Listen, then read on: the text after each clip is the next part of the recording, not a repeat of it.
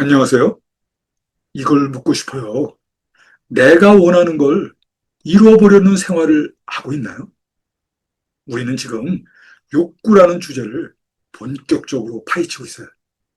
지난 영상에서 말씀드렸죠. 욕구는 그냥 욕심이 아니라 삶을 움직이는 원동력이라고요.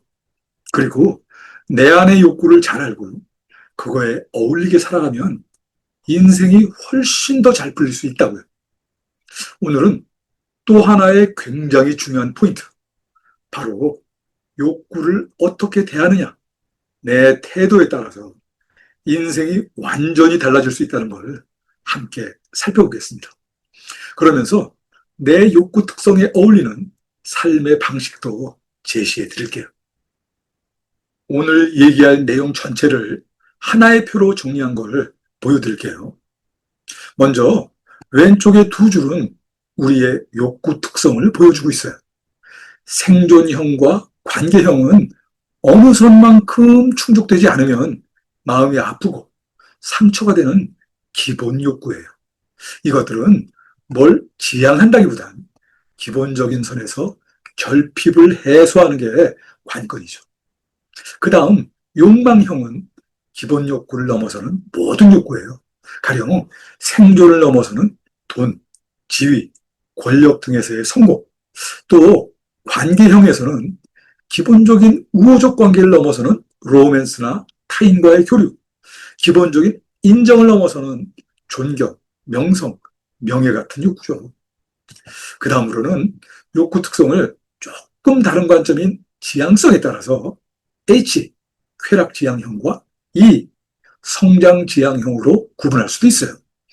H, 헤도닉은 재미, 즐거움, 자극이나 즉흥성을 지향하는 욕구 특성이고, 이 유대모닉은 삶의 의미나 잠재력 발휘, 여기에다가 세상에 대한 기여같이 나를 넘어서는 것을 지향하는 욕구 특성까지를 말하죠. 한 가지 더, 자신에게 하나 이상이 해당될 수 있어요.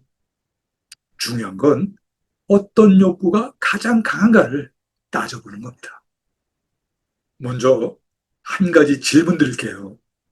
여러분은 욕구가 생겼을 때 어떤 태도로 대하시나요?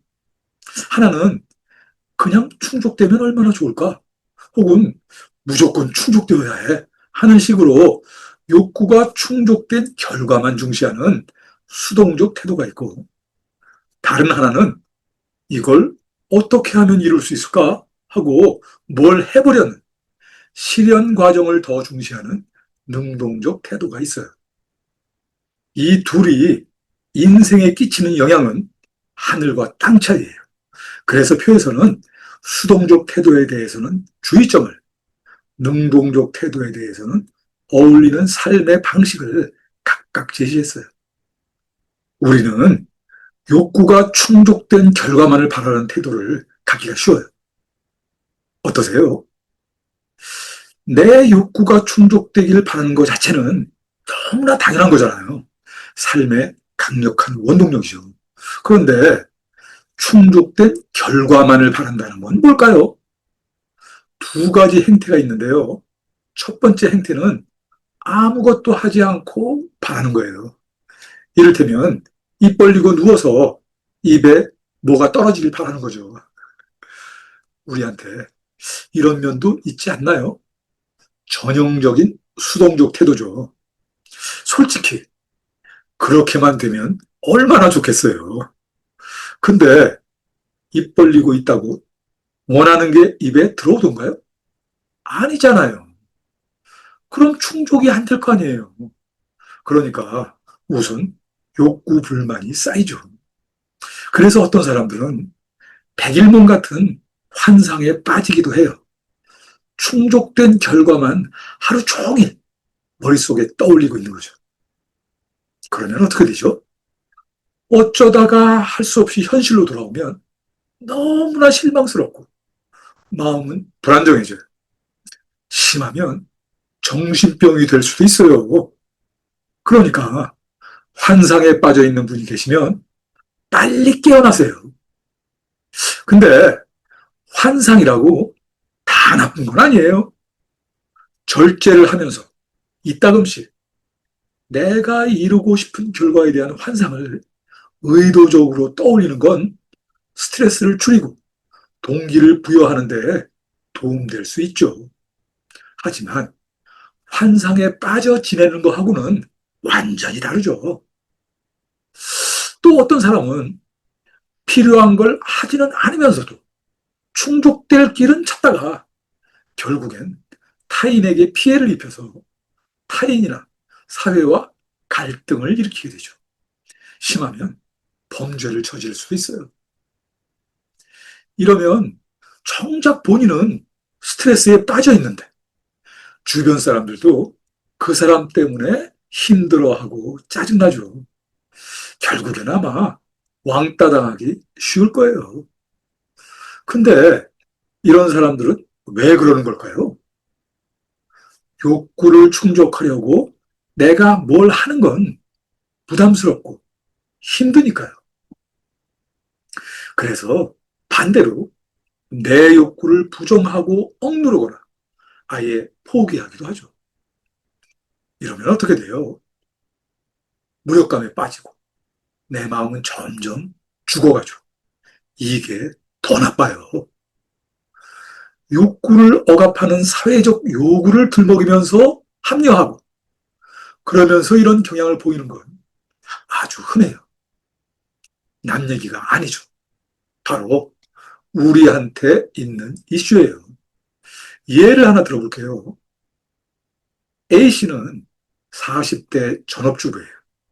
남편이 생활비를 벌고 아이 양육과 가사에 몰두하면서 10년 넘게 살았죠.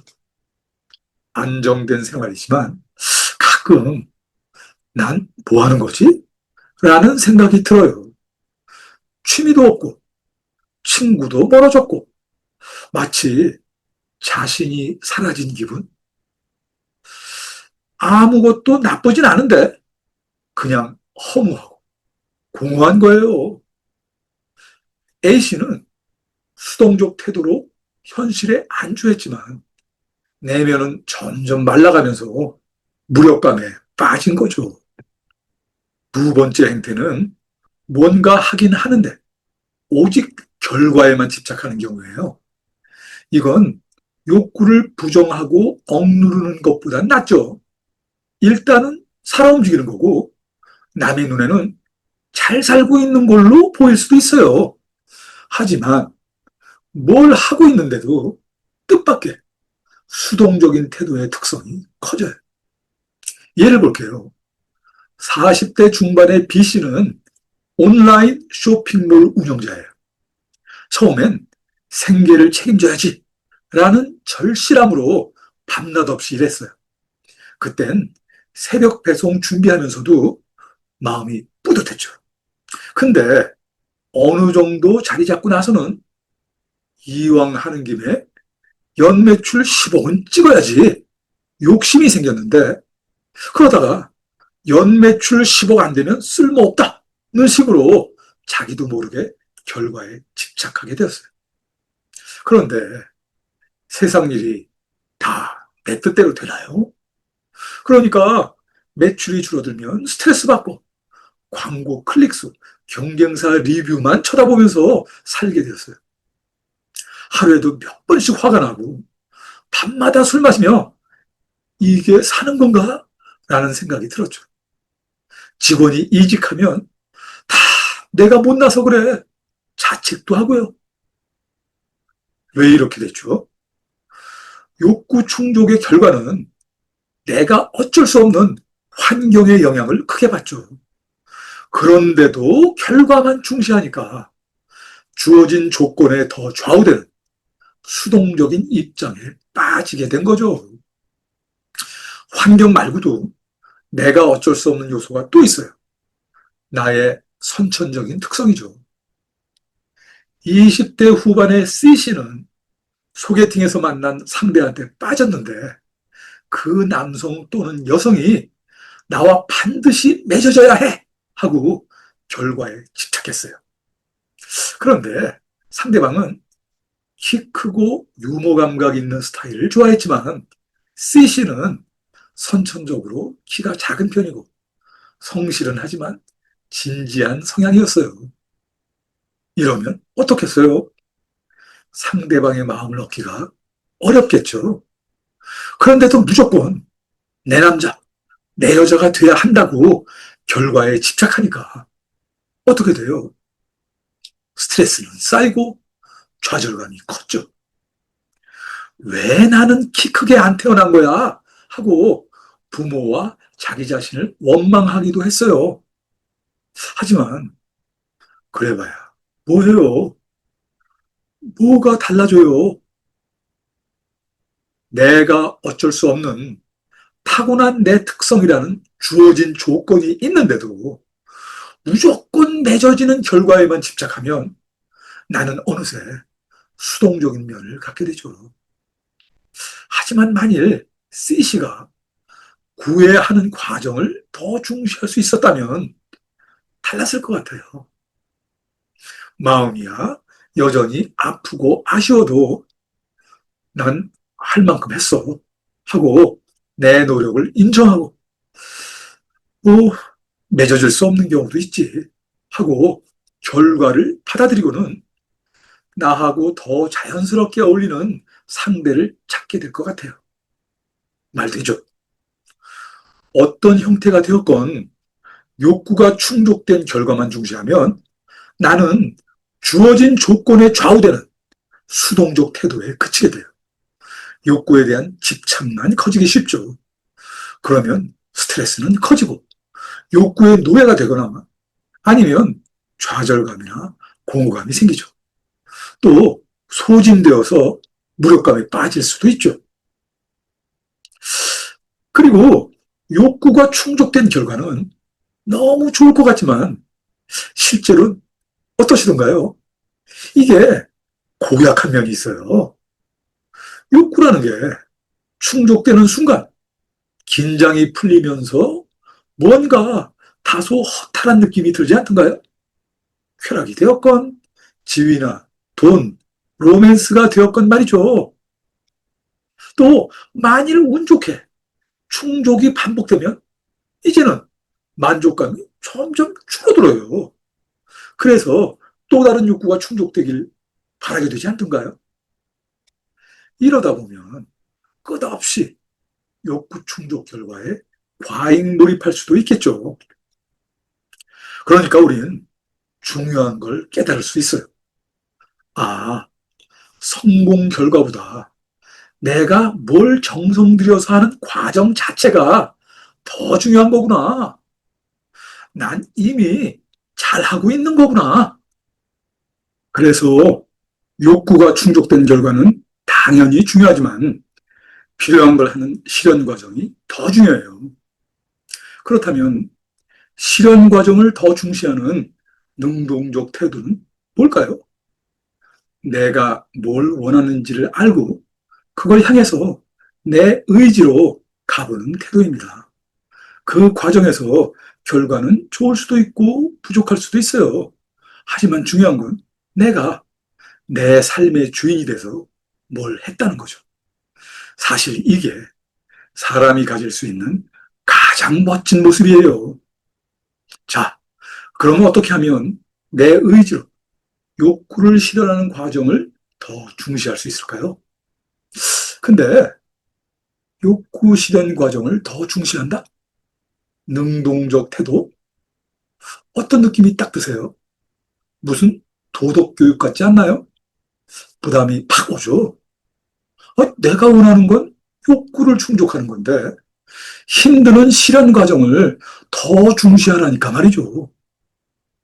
그래서 일단은 내 욕구를 알아보는 게 중요합니다. 내가 뭘 원하는지 강하게 원하는 걸 알아보고 그걸 존중한다면 어차피 아무것도 안 하면 충족될 길은 없으니까 힘들고 부담스럽더라도 능동적으로 뭘 하려는 동기가 커질 거예요. 하지만 여전히 이것만 갖고는 부족하죠. 근데 욕구 실현 과정에 정성을 기울인다면 아주 특별한 일이 벌어집니다. 욕구가 더 충족된 결과가 올 뿐만 아니라 이것 말고도 또 다른 욕구도 충족하는 일이 생겨요. 바로 이지향 욕구죠. 실현 과정에서 삶의 의미를 느낄 수 있고 내 잠재력도 발휘되는 거죠. 이걸 한마디로 삶의 보람을 얻는다고 표현하겠습니다. 이를테면 뽕 먹고 알 먹는 일이 생기는 거예요. 이걸 이해한다면 욕구 실현 과정을 더 중시하는 태도가 훨씬 좋구나 하는 마음이 들 겁니다.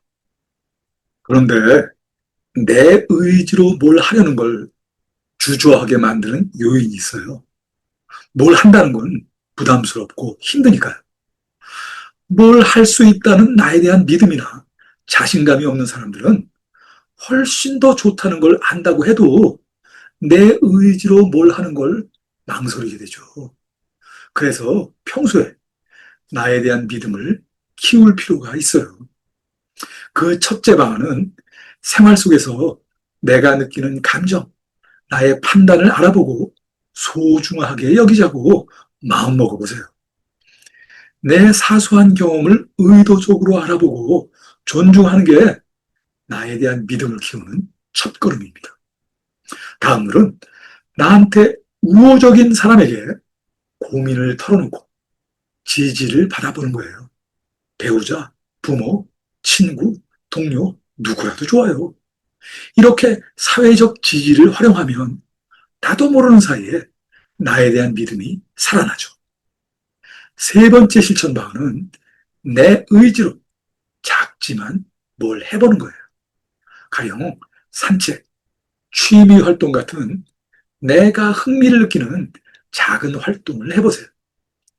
작은 성공 경험의 축적이 나에 대한 믿음을 키워주죠. 말 나온 김에 이지향, 즉 성장지향 욕구를 조금 더 얘기해 봅시다. 전체 표를 다시 보죠. 삶의 보람을 초록색 글자로 강조했어요. 이지향 욕구라는 건 사실 충족할 욕구라기보다는 어떤 욕구를 실현하는 과정에서 얻게 되는 삶의 보람을 말하는 거죠. 사실 삶의 의미와 잠재력 발휘가 가치는 있지만 그걸 생각한다고 마음이 막 설레나요? 가슴이 콩닥콩닥 뛰나요? 그렇지는 않죠. 이지향 욕구는 충족하고 싶은 욕구로서는 그다지 강하진 않아요. 혹시 그런 사람도 있겠지만 극소수에 불과하죠. 가령 테레사 수녀님, 아인슈타인, 특별한 분들이죠. 이런 이성장지향 욕구를 자기 실현 욕구라고도 하는데 이건 원래 충족하려는 욕구가 욕망이건 이지향 욕구건 H지향 욕구건 간에 그걸 내 의지로 실현하는 과정을 더 중시하는 태도를 갖는다면 큰 선물처럼 추가로 충족되는 욕구라고 할 수 있죠. 대단하게 인류를 구제하는 게 아니라도 내 지위를 높이고 돈을 버는 과정에서도 삶의 보람을 얻을 수 있고 노벨상을 수상하는 게 아니라도 취미 활동이나 연애를 하는 과정에서도 삶의 보람을 얻을 수 있어요. 이런 삶의 보람은 나한테 아주 좋은 일이죠. 이게 없으면 삶이 허망하고 무가치하게 느껴질 수 있어요. 만일 실현 과정을 더 중시한다면 정작 충족이 얼마나 됐는지는 그다지 중요하지 않게 돼요. 왜 그럴까요? 실제로 해봤기 때문에 실현하는 게 얼마나 힘든지 잘 알게 되고 그래서 결과를 잘 받아들이죠. 거기에다가 마치 큰 선물처럼 보람도 얻게 되니까 만족할 수 있어요. 이게 바로 인생의 비밀입니다. 또 욕구 충족의 결과만 중시하다가는 뭘 하다가 소진될 수도 있는데 실현 과정을 더 중시하면 그럴 일은 없어요. 휴식이 필요할 뿐이지 소진은 안 돼요. 예를 들어보죠. 가령 H지향 욕구인 경우에도 욕구를 대하는 능동적인 태도를 가지면 E지향 욕구도 추가적으로 실현될 수 있어요. 춤을 다시 만난 60대 김 여사님의 얘기예요. 김 여사님은 어릴 때부터 춤에 관심 많았어요. 하지만 집안 형편이 따라주지 않았고 커서는 취업해서 일하고 자식 키우느라 여유가 별로 없었어요. 사실 배우려면 기회가 없는 건 아니었지만 무슨 춤바라 하는 타인의 시선이 신경 쓰여서 엄두도 못 내고 살아왔죠. 그런데 은퇴 후에 동네 문화센터에서 시니어 라인 댄스 수업을 알게 됐어요. 망설이다가 친구랑 같이 등록했는데 처음엔 몸이 안 따라줬지만 선생님이 아이 춤선이 참 이쁘세요 하며 칭찬해주자 기분이 너무 좋은 거예요. 내가 좋아했던 걸 드디어 해보는구나. 삶의 의미를 느꼈고 몇 달 후엔 야 내가 이렇게 춤을 잘 추게 되다니 잠재력도 발휘됐어요. 생활에 활기가 돌고 보람을 획득한 거죠. 그날 김 여사님은 말했어요. 이 나이에도 내 안에 무언가가 피어날 수 있다는 게 참 감사하네요. 자, 시간 나실 때 이 표를 한번 보시면 살아가시는데 좋은 참고가 될 겁니다. 자, 이제 마무리할 시간이에요. 오늘의 핵심 다시 한번 짚어드릴게요. 욕구는 우리의 삶을 이끄는 가장 강력한 원동력이에요. 하지만 그것보다 더 중요한 건 그 욕구를 어떻게 대하느냐, 어떤 태도로 대응하느냐입니다. 그냥 결과만 바라는 태도는 우리를 무기력하게 만들죠. 하지만 내가 할 수 있는 걸 내 의지로 해보는 능동적인 태도는 욕구도 더 잘 충족되게 하고 그 결과 외에도 삶의 보람이라는 선물을 가져다 줘요. 이게 바로 삶이 바뀌는 비밀이에요. 이게 바로 잘 사는 지름길입니다. 지금 여러분은 내 욕구를 어떻게 대하고 계신가요? 한번 마음속으로 물어보세요.